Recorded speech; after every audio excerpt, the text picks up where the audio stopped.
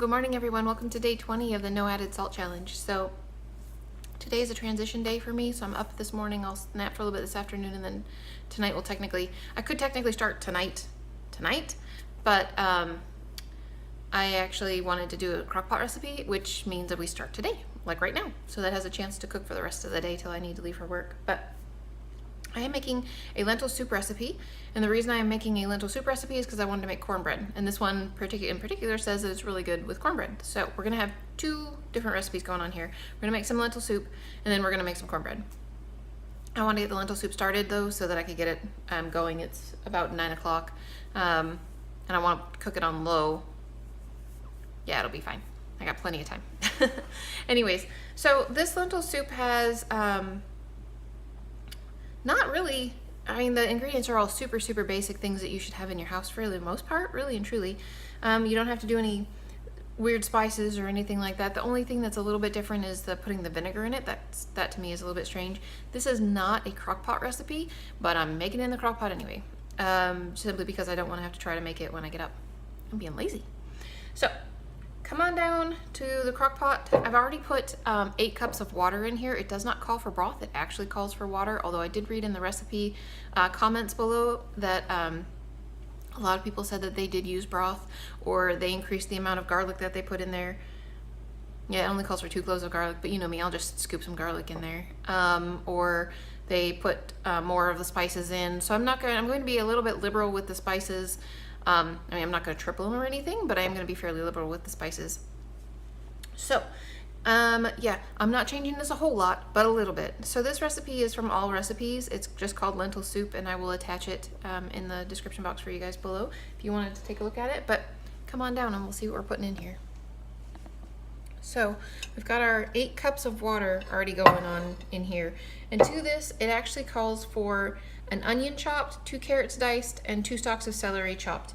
So I've already done that part. I do have an entire onion, the carrots and the celery. I think that's probably more vegetables than what it calls for, but I don't particularly care. I think that's just fine. I want it to have plenty of flavor, and that's where you get, I mean, if I was making broth, I would want a ton of vegetables in it, so.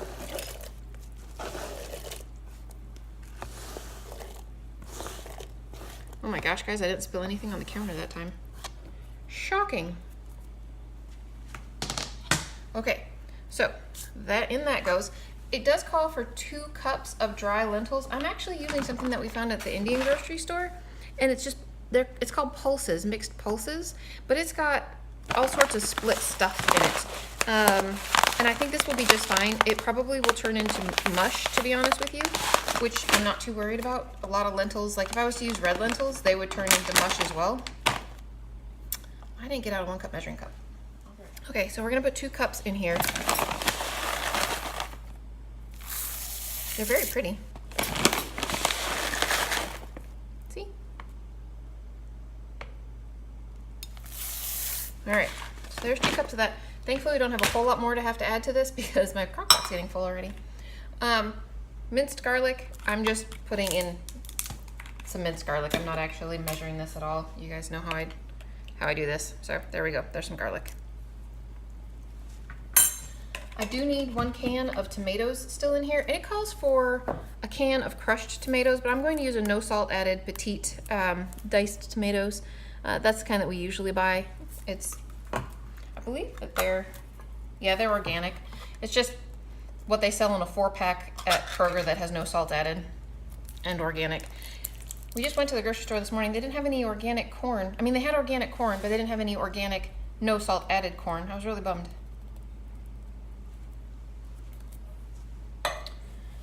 So we ended up getting no salt added regular corn, which I don't like that so much. But anyways, okay, so we got an onion in here. It calls for a 1/4 cup of olive oil. You're supposed to saute your vegetables in. I'm obviously leaving that out. We've got the carrots, celery, garlic. You're supposed to put a teaspoon of dried oregano and a teaspoon of basil in there. So I'm going to actually do a heaping teaspoon of both. So like a heaping teaspoon. There's plenty of food in there that a heaping teaspoon is gonna work out real well.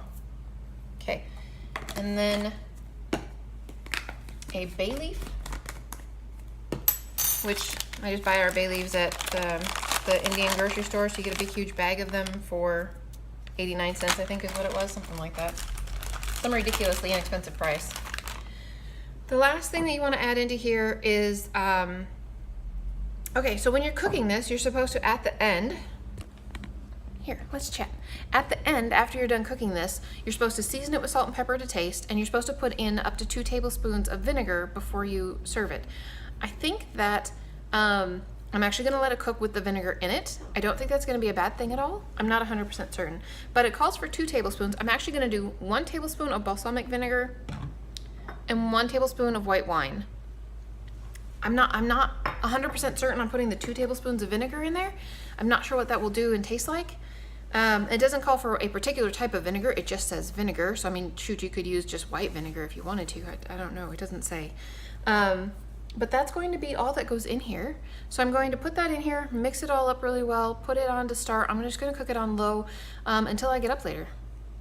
I don't think that's going to be a problem. I actually am working with a different technician tonight, and I told her that she really struggles with her blood pressure. Like her mother's blood pressure is really way too high. And her mom's tiny, like super skinny, like lives out in the mountains and walks all over the place, and she still has really high blood pressure. But Natalie struggles with her blood pressure and her weight. So she knows that she needs to be eating low sodium food, if no sodium food. But she just, I don't know, she doesn't quite get there. So anyways, I told her that I would bring supper tonight. So I'm making lentil soup for both of us, and I'm making cornbread for both of us. So let me get some wine and some vinegar put in this and mixed up and on the counter, and then I will come back and we'll talk about making some creamed cornbread. I have to make the creamed corn first, but we'll discuss that too. All right, see you guys soon. All right, guys, so we're on to step number 2 out of, we got 3 recipes going, so we're in recipe number 2 now. So I am making creamed corn, which there are a lot of vegan recipes for creamed corn. I'm going with like super basic. So couldn't find any creamed corn that didn't have salt added to it, like 340 milligrams per serving. I was just horrified by that. So we're just gonna make our own. It's gonna be just fine. This is really super simple. 16 ounces of corn. So I drained this, but the liquid that's in here has no salt either, but I did drain this. You put it in a pan and you cook it on high to bring out the flavor. It does not say for how long, but it does say, did I tell you that it's from living-vegan.com? This is a recipe, living-vegan.com. It says it brings out the flavor in the corn, and that you're supposed to, I guess, dry it out a little bit, because, so you do that for a little while, and then you add some sugar, some pepper, and some salt. And it said that the salt will bring out some more liquid, and so to keep going until the liquid is gone. So I'm going to work on getting the corn in my little pan, heated on high heat. And then I'm going to put in, it says for 2 to 3 tablespoons of sugar, so I'm just going to use 2. I don't know. So I'm just going to use 2. And then a sprinkle of black pepper. It calls for a 1/4 teaspoon black pepper, so I'm just going to sprinkle black pepper across the top. So that's going to be the first part. And then once you think that the water is gone-ish, I guess, you then mix a 1/4 cup of water with 1 tablespoon of cornstarch. So I always use tapioca flour when I am doing this for thickening type stuff. And then if I don't have that, I'll use brown rice flour. I don't have either. So I'm actually just going to use some buckwheat flour, organic buckwheat flour. I don't know if that's going to thicken as well as, I have no idea, but that's what I'm going to use because that's what I have. And you mix the water and cornstarch into your corn, and you cook that, it says, just for about a minute. And then you add in 1/2 cup of, it says almond milk. I'm going to use an unsweetened, no salt added soy milk. So that's how you make creamed corn, and you just do that, cook it until it thickens, which I don't think is going to take very long because a tablespoon of the flour should thicken it up pretty quickly. So I'm going to go do that, and then we're going to make cornbread. Okay, so let's go get that taken care of, and I'll be back again. All right, guys, so my creamed corn is done. Had I been thinking, I would not have used the buckwheat flour. I would have used millet instead, because buckwheat is darker, and so my creamed corn isn't like super white and creamy looking. It's darker, which is totally fine. It doesn't make any difference whatsoever, but it's just not exactly the color that I was expecting it to be for creamed corn.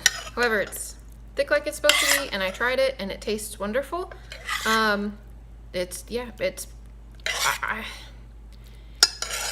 It's not what I remember creamed corn tasting like out of a can, but I also don't remember what creamed corn tastes like in a can, to be honest with you.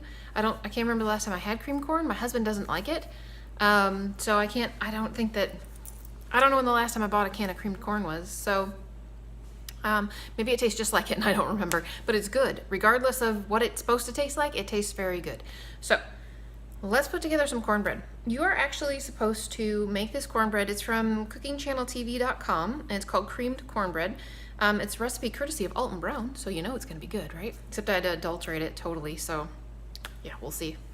But anyways, it's supposed to be cooked in a 10-inch cast iron skillet in the oven, and that's not happening. A, I don't have one. We used to when we had camping gear, which we got rid of a long time ago. And B, my iron levels are just fine. I don't need to cook in cast iron. However, I'm pretty sure I remember hearing at some point in time, if your iron levels are low, that you could cook with cast iron pans and stuff, and that would help. I don't know. I'm not an expert when it comes to that at all. I have no problems with my iron levels. I used to. Back when I wasn't vegan, I used to have problems with being anemic like all the time. The last 3 years in a row that I've had my blood work done that I've been vegan, no problems whatsoever. So anyways, kind of odd, but okay, let's put this together. Quit dilly-dallying. So first ingredients, so we're gonna mix some dry ingredients and we're gonna mix some wet ingredients. So come on down and we'll mix some dry ingredients and some wet ingredients. So the first thing you wanna do is get some cornmeal.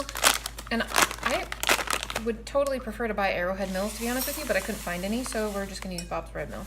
Not the brand I would prefer, but that's okay. Okay, so 1 cup. Oh, we are just shy. All right. I thought I was going to need to open this new one, but I wasn't sure.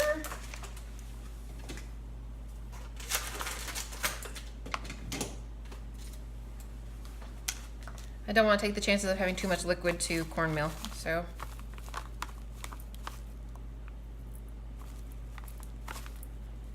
Okay, all right, so 2 cups of cornmeal. Then I need to put into this, I'm supposed to put 1 teaspoon of salt. We're gonna skip that. It's supposed to have 1 tablespoon of sugar, so put that in there. 2 teaspoons of baking, 2 teaspoons of baking powder, and 1/2 teaspoon of baking soda. So let's do that quick. 2 teaspoons of baking powder, 1/2 teaspoon of baking soda. Okay, this then gets whisked together. I don't have a whisk out, but we're gonna whisk this together in just a minute. Next, wet ingredients. So this is where we had to go off-roading a little bit. So we needed a cup of buttermilk. So I took my soy milk that I had shown you before, and I made it into buttermilk. So there's 1 cup of milk in here, soy milk in here, and 1 tablespoon of, I used just plain white vinegar, like distilled vinegar. Like nothing exciting, just distilled vinegar. And it totally tastes like buttermilk. It's gross. I tried it just to make sure. And then I need 2 eggs. So I made some flaxseed eggs. So there's 1/2, this is the way that I make them. You can make it however you want, but this is 1/2 cup of water, 2 tablespoons of flax seed, and it's already the ground kind because we grind ours and put it in the freezer that way. So 2 eggs. And then 1 cup of creamed corn. So I did not measure this out yet, but I do have a 1 cup measuring cup on my counter.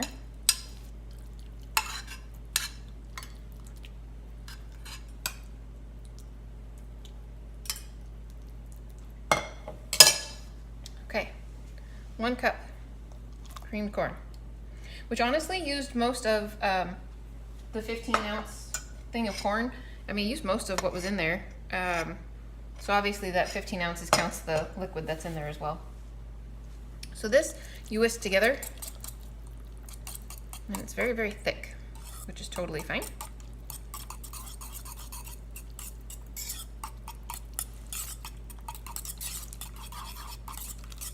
The cool thing about this is because it's vegan, you could try this if you wanted to. I don't particularly feel any need to do so, but You could stick your finger in here and give this a try and see what it tastes like. I guess I'll just use this little one to whisk together the dry ingredients. I don't know how well that's going to work out, but yeah. Okay, so you mix together your dry ingredients, you mix together your wet ingredients, then you stick your dry ingredients into your wet ingredients, stir to combine.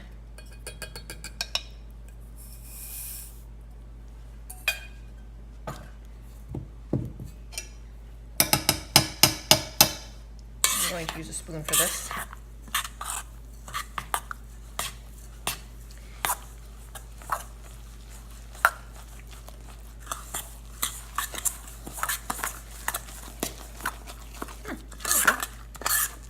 That worked out pretty well.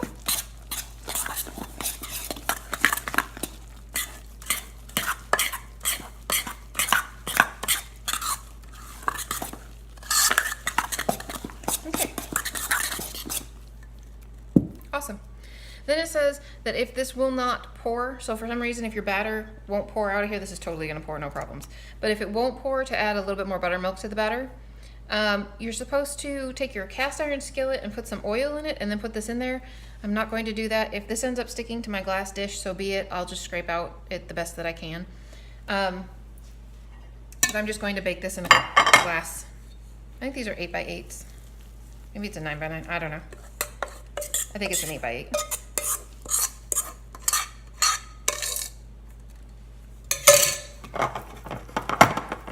It looks really thick for cornbread, doesn't it? Well, I guess we'll see how that goes. It's supposed to be in a 10-inch skillet, and this is probably an 8, so it's probably supposed to be a little bit thinner than that. We'll see.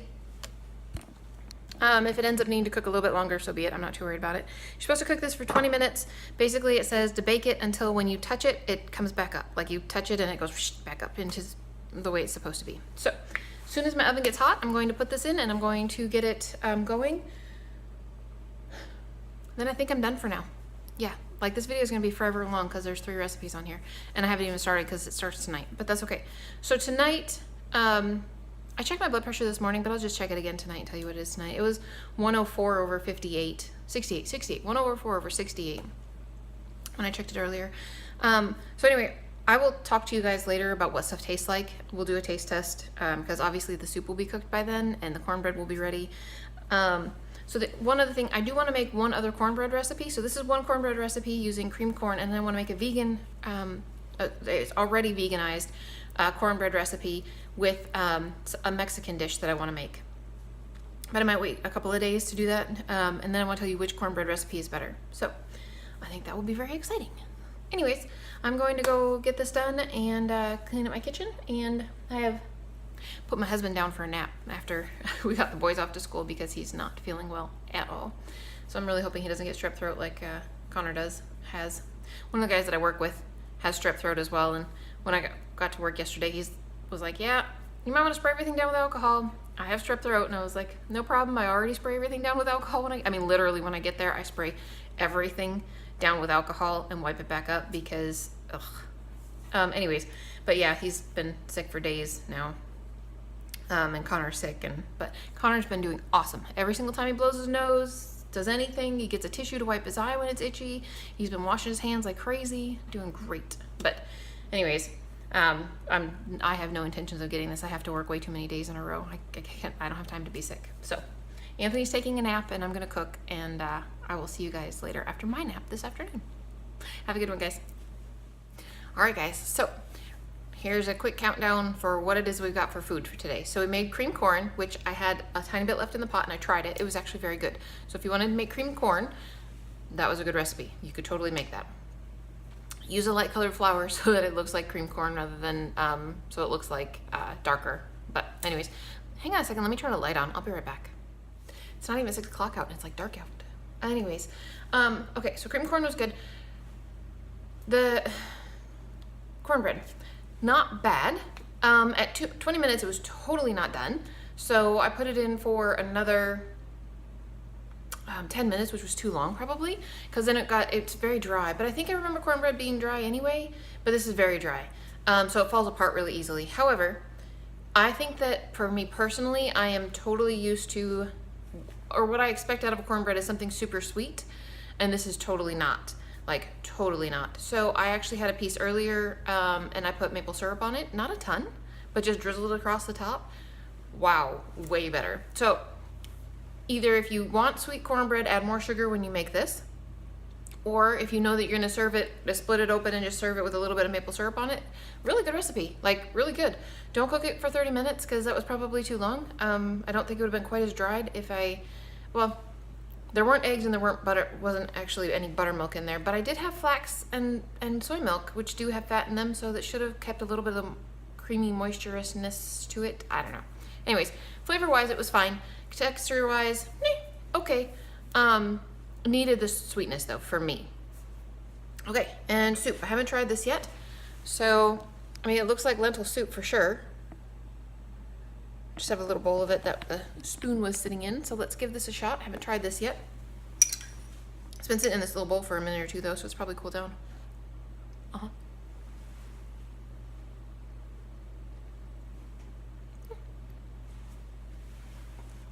It tastes remarkably like lentil soup. Could it use a little bit of black pepper, maybe? You could definitely tell there's no salt in here. Like, you could totally tell there's no salt in here. However, the flavor is good, but it doesn't have that punch of saltiness to it, like this broth isn't salty kind of thing. Very good, though.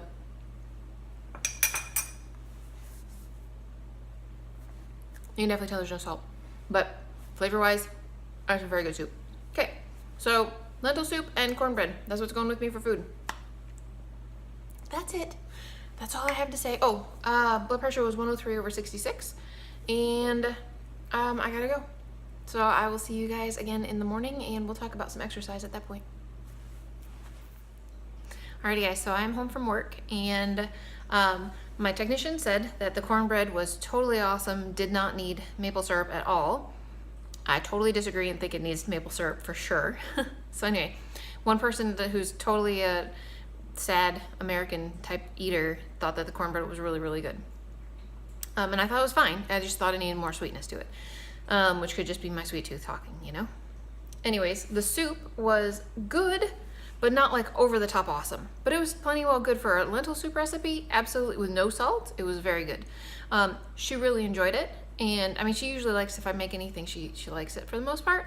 But she also is from the islands, and when she was growing up, their food didn't have a lot of flavoring in terms of spices and stuff. They ate a lot of fresh fruit and a lot of fresh vegetables out of their garden. So, I mean, granted, she's 50 now, but still, her taste buds go back too. She doesn't really need that much. She likes the taste of actual food. And in the soup, you could totally taste the onions and the tomatoes, and it was just very, very... It tasted just like what the ingredients were that were in it, so it was good. I probably would have liked it a little bit better if it had some salt in it, honestly. But anyways, I'm going to go upstairs and change my clothes and do the shaking machine because I haven't done that in a while. So that sounds like a good thing to do. They've got a couple different programs on there that I usually do 2 or 3 programs in a row because they're 8 to 10 minutes long, so they're not very long. So I'm gonna go do that. And yeah, that's it for me for today. I hope you guys had a fabulous one, and I'll talk to you again tonight.